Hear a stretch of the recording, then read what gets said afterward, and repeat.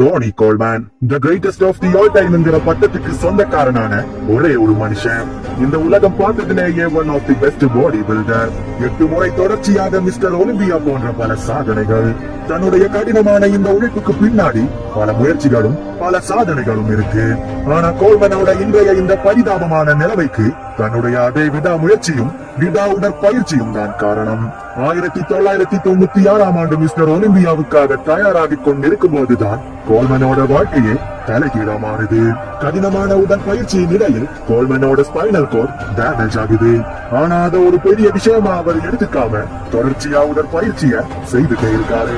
அதன் பிறகு தன்னுடைய ரிட்டையர்மெண்டிற்கு பிறகு அந்த ஸ்பைனல் கோர்டால் தன்னால் சரியாக நடக்க முடியாமல் 13க்கும் மேற்பட்ட பல சர்ஜரிகளை செய்தும் அவரால் சொந்தமா எந்திரிச்சு நடக்கவே முடியல.